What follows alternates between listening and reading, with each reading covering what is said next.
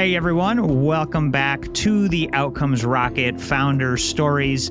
So thrilled that you joined us again, and we're grateful. We're grateful that you're downloading with us because every day we show up with an amazing leader and founder, and today is no exception. I have the privilege of hosting Milam Miller. He is a former senior leader in sports. He's actually been described as the real-life Ted Lasso as a result of his tireless work in European football, where he managed and coached up a cross-cultural sales team that generated in excess of $50 million annually. Following his love for people and human development, Milam launched his own leadership development practice that's called Be Confident and Kind, and it's a movement to build a better future of work. He's a corporate trainer, an expert on soft skills, and his mission is to help all of you leaders listening and watching this today increase your external sales skills, reduce internal conflicts, so that we could advance on the mission of growing our businesses. On the podcast today, we're going to talk on a lot of the things that are actually coming up on a book that he's publishing in spring of 2025. It's called The Charisma Craft: How Anyone Can Become a Magnetic Leader. You're not going to want to miss this. So, Milam, such a pleasure to have you here. Thank you, Saul. It's good to be here with you today. Hey, man, it's my pleasure to host you. We're going to be covering the topic of charisma today, how people misunderstand it, and how everyone listening can use it to become better leaders with internal teams and external clients and prospects. But before we do that, Milam, I'd love for you to tell us a little bit about you. Tell us your story. Why did you decide to get into entrepreneurship and the things that you do? Sure. Happy to share a little bit about my background. So I am originally from the great state of Texas, and I grew up knowing one type of religion, and that was football. And my grandfather, he was on the 1948 state championship football team before there were a variety of, 1A, 2A, 3A, 4A. I think we're up to like 6A now, size schools. And so I'm a massive Dallas Cowboys fan for any listeners out there. And I thought that someday I would go work in professional sports, predominantly football, NFL. What I didn't know is that actually I would go abroad and work in the other kind of football. So, European football. That's right. European football, also known as soccer here in the US. And it really opened my eyes to people from different cultures, the way in which we work, the way in which we interact, neuro-linguistic programming, what we say versus how it's processed in somebody else's brain. So I just became more fascinated with human connection as a construct and how leaders can help us connect in the workplace. Hey, man, that's really great. And so from coaching a team, and so tell us a little bit more about the sort of 50 million there. I mean, that sort of got my attention. You were managing a team, but also growing a business. Yeah. Well, I wish I could say that my first foray now into entrepreneurship, I'm driving as much revenue as those numbers, but unfortunately, I don't have the logo of a professional sports team behind my name anymore.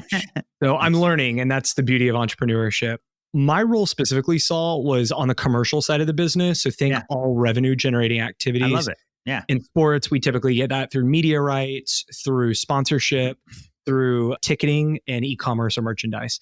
I really sat predominantly in the sponsorship vertical. In a past life, I had activated sponsorships, then I went and sold them.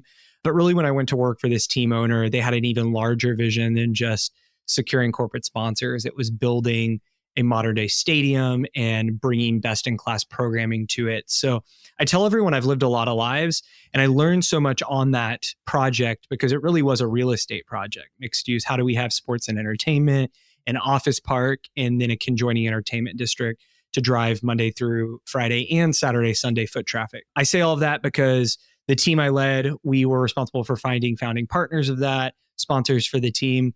When I left the sports world, I thought, what do I want to do and how am I going to generate revenue? So my journey's been really one of a roller coaster. I've consulted, I've done fractional work in business development and sales, creating strategies, going to market. And ultimately, though, every time I got on a project, everyone saw my care for the team and they said, we want you to come in and coach up the leaders and the teams. So that's how my practice has evolved. And be confident and kind was very much like a personal mantra that I thought was really cheesy, really corny, very Ted Lasso in a lot of ways. But it's the first question everyone asked me when I launched the business 1.0, which was BCK Consulting. What does BCK mean? So that's how we got here. And I'm very excited to see what happens next once the book is out in the world. That's awesome. Now, I appreciate the history and sort of where you cut your teeth to where you're at now. You've been a speaker and you've served companies like Uber, McDonald's, McKinsey, New York Times, Amazon, the list goes on and on. So you're tried and true. You're doing great work out there. Let's jump into this topic of charisma. We have a lot of ideas. Many people think they know, but what exactly is it? Yeah. Okay. So charisma, to bottom line it, is connection. We think charisma is to charm. We think it's to captivate. But whenever we peel back the layers of the onion, we actually realize it's something much deeper. In 2023, the word of the year was Riz, which is Gen Z slang for the ability to attract a romantic partner, to charm them, to riz them up. And I found that really clever. I found it really, in some ways, endearing. I'm married. I have a child. At one point in my life, I might have had Riz. I probably don't have their definition of it anymore. But I got to thinking, if we got back to the root word of charisma, what does it really mean? And I tell everyone, it is not that one-way attraction that we were taught. Oh, I see the good speaker up on the stage or the politician who's suave and slick. Actually, the most charismatic individuals, and especially leaders in the workplace, they're not looking for that one-way attraction. They're actually deepening two-way connection. That's really interesting. By the way, like Riz, I can't, like, I haven't, this is the first time I'm hearing it. Is that right? Okay. Well, It's not just to attract a romantic partner. They've talked about how Riz can serve you in any workplace, how it can increase your influence, which is a workshop topic I talk a lot on. It's a body of work I've delivered at Amazon. You mentioned some of my other corporate clients. Influence is not intended to manipulate or coerce people. It's intended to help somebody drive an opinion, but also deploy tools such as active listening to better understand what the other party needs. So there's a lot of deployment of creativity and problem solving, and people that are eloquent or can communicate a thought and learn how to integrate other people's ideas. Those are the ones who typically drive the most influence and therefore are deemed more charismatic or having more Riz in the workplace. How about you guys? You guys and gals got Riz out there? Time to think about this. And we're going to make this a very practical podcast today because we're going to talk about the fundamentals, the nuts and bolts of making this happen. So why do we misunderstand it? So the construct of charismatic leadership was initially created by a German sociologist by the name of Max Weber. And effectively, it was that one-way attraction. What we see now in the age of influencers, right, on social media and false likes is that we can quickly fall out of favor with someone if they don't match up with our core ideologies or values. And we're really lacking a lot of human curiosity and empathy. So I always say in this age of artificial intelligence, which is great, the tool can help a lot of us, a lot of industries, there's no denying it. What is lacking, or I suppose what the human element can add, is the emotional intelligence piece and the humanity piece. And that's why charisma is misunderstood, is because we think it's like, oh, I just am attracted to someone, when really we have to deploy the human curiosity, the human emotional intelligence to feel bonded and connected to another party. It's a two-way street. It's not just one way. And so how can you use this skill of charisma or your level of Riz to better connect with internal teams? Sure. Before I go there, I want to provide like an overarching framework for listeners that I think will help them remember this new definition of charisma as human connection. So I realize a lot of the listeners out there are in the healthcare field, and I imagine many, if not all of them, know what an AED machine is, right? When your heart goes into AFib, if you've ever taken a CPR class, you know that an AED machine, if you have it at your disposal, will tell you exactly what you need to do. You just turn it on. It clearly outlines the steps, stand back, So that is what my book will provide. And AED in my book stands for access, embody, and deploy. So what listeners need to consider is accessing this new definition of charisma, that it is not an inborn personality trait, but rather it's a social skill. You can then embody it. And embodiment requires practice. It requires refinement. I call upon allies if I'm in a situation that maybe is new or uncomfortable. So Ted Lasso, for example, if I'm going into a big meeting where maybe I feel like an imposter and I don't belong, I can embody his enthusiasm or his zest and call upon him to be more charismatic. And then finally, there's the deployment piece. And this is where there's a lot of tactical tools, tips, and techniques that help you better connect with other people. Brings it full circle back to accessing that definition of charisma being connection. So give it to us again. Access, embody, deploy. That's right. You got it. Love it. It's a really great framework. And so I like this embody concept of, for you, it's Ted Lasso, but how can people think about this practically in their day to day? Maybe they got a meeting with their board, or maybe they're going to go talk to some new venture capitalists on raising funds for their company. Where can they find reference inspirations? Like, what do you recommend there? Totally. So I'm a trained professional coach, and we talk a lot about the use of allies. And an ally can be anyone or anything. For a lot of my male clientele that are in competitive sales roles, it's embodying a Mamba mentality. I want to go out and compete like Kobe Bryant. To use your example, if it's pitching a board or asking for investment from investors, maybe it's trying to think of somebody brave or bold. To give a female example, it might be Lizzo, right? Like Lizzo's a great example of someone who's like shamelessly, or maybe not even shamelessly, let's say confidently herself, right? Yeah. And so you want to walk in that room and confidently give that pitch. I use a lot of pop culture references, but it could be anyone in your life. For example, my grandfather passed away this year. He was a used car salesman. A lot of people have preconceived notions of like used car salesmen. They're sleazy, they're slimy. My grandfather was the furthest thing from that. He knew how to connect with people. And I say that the reason he was so successful in running a used car lot for so many years is because he knew what his customers wanted. He could match them with a car that met their needs. So instead of trying to push something on them, like they say they want an SUV and you're like, I've got this great sedan, you actually go out and find the car that they want and need. I love that. That's a really great thing. I'm going to have to think about what I do for my allies. I really like this idea a lot, Milam. Thank you for it. You're welcome. And so that's internal, right? We're kind of highlighting internal use of it to help with our teams, to inspire them. We mentioned some of these external situations. How can we use it for sales and customer retention? So a lot of my work in this world is inspired by Dale Carnegie, How to Win Friends and Influence People. And again, in this age of misunderstanding influence with a lot of influencers out there, and that's not to point the finger and say that they're bad. Gen Z actually finds them more credible than brand spokespeople. But the point is this. Oftentimes when deals break down or we're ineffective in sales, it's because we're missing that human connection component. So a really simple framework that I like to use, it's more of a technique. It's an active listening tool, and it's called Engage Your ENT. Or in other words, call your ENT, your ear, nose, and throat specialist. Yeah. I had an ear, nose, and throat doctor way back when. I had a lot of tonsillitis and other issues, deviated septum. And basically it's simple. If you are in a sales pitch, be very mindful of your body language. What is it communicating to them? And so what ENT stands for is engage between the eyes. I can't look at both of your eyeballs at the same time, Saul. So I'm looking at third eye center. N stands for nod moderately from the nose. I've been in meetings before where clients are, I should say coworkers are nervous. We're in a pitch together and they're just nodding incessantly and just like, yeah. And like a very eager, happy dog. And we really want to temper that. We really want to showcase that we're confident and we're calm. In other words, cool, calm, collected. And then finally, trade smiles. The number one indicator the first time you meet somebody is, do they seem kind? Do they radiate warmth?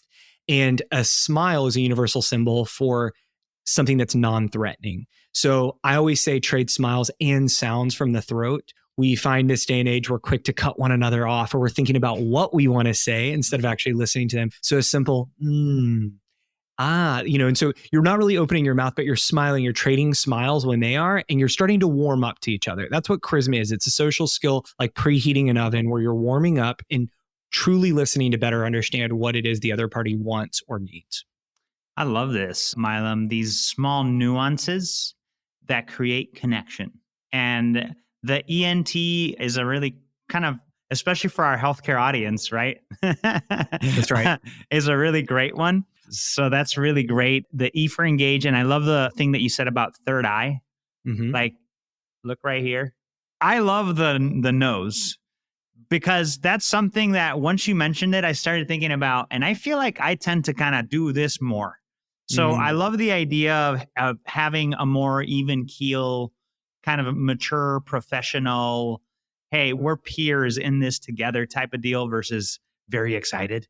I think that could be really good. And finally, as you started chatting about the throat, I realized that I do that when I connect with people. Like that kind of, it's just sort of like things that I'm not aware of that are kind of just behind the scenes or playing in the background. You're bringing them to the foreground to create more intentionality. That's right. And mindfulness. And mindfulness. These things aren't rocket science, but the research shows that they actually matter. And so we're heightening our mindfulness as leaders. And like you said, leading from a place of intentionality, because unfortunately, for better or worse, what is modeled for us by leaders gets repeated. And so there's a lot of cycles that in the future of work, we're trying to break as we're constantly distracted. We invest a lot in connectivity tools. We're on Slack channels, we're chatting people, but sometimes we forget these critical human connection skills. That's fantastic. Milam, in such a short time, you have added so much value. I would hit rewind, folks. Take some notes on this, grab the transcript, make it yours, take action. If you're leading an organization and you're looking for somebody to come inspire your crew, but maybe inspiration isn't enough, you want to make it ongoing, Milam is your person. He's doing incredible work. I would encourage you that you check out our show notes. We're going to leave ways to connect with him, but not before we give him a chance to leave us a call to action and things that we should be thinking about. So Milam, give us what we should be thinking about as far as a close for our chat today. Sure. I'll give you all one more technique. It's very simple. And the bottom line is details matter. Details matter. Remember the small things. And I think, especially in the healthcare industry where bedside manner can be a determining factor in your healthcare provider choice or what have you, one framework that has been really powerful for my clients is called CPR. And whenever you need help, whenever you need help, like universal sign of choking, CPR, you can come to a friend or colleague's rescue when they forget a critical detail. The sweetest sound to anyone, this is a Dale Carnegie quote, is their name. It could be their name or details about their family. So what I would suggest is you do this. You connect it. Connect their name to something that's memorable. Milam, the millennial who runs marathons, you can tell there's alliteration here. You must pronounce it. Ask Saul, is this how you pronounce your name? Do you prefer a different pronunciation? And then finally, repeat it. Repetition, repetition, repetition. So whenever we encounter a prospect and we want to retain them as a recurring client, or whenever we're doing something to grow our influence internally in the workplace, remember those small details, connect the details to something, pronounce it if it's a foreign concept, and then repeat it, repeat it, repeat it. You can also put it in whatever note-taking tool you have. If you have a Notion board, a phone app, maybe even in your address book in the contacts. But these things go a long way in making people feel seen, heard, and validated. That's great, Milam. And so connect and repeat. What was the P? Pronounce. And that's specifically for names. Yeah. For names. But it could be a foreign concept. It could be a hometown, any detail that will help you remember the person. Yeah. That's pretty cool, man. I love that. By the way, with all of these healthcare acronyms that you have, I mean, sure. AED, ENT, CPR, like we got to get you to more healthcare businesses, my friend. So I'm glad that you're here with us today. Many of the acronyms that you've shared will resonate with our audience. The very practical tips you're leaving us with, hey, let's walk away with it. My challenge to all of you listening and watching this is use it. So pick one thing that Milam shared with you and use it. And if it makes a difference for you in your life, go back to the show note, save it in your Notion board or save it somewhere and give Milam a ring or an email and let him know it made a difference and have him come into your organization to make a big difference, because that's where the ripple effect happens and the amazing momentum occurs. So I want to thank everybody for tuning in to our podcast with Milam Miller, an incredible leader in this space and the CEO of Be Confident and Kind. Milam, thank you so much for being with us. This has been an incredible pleasure. Thank you, Saul. It was fun.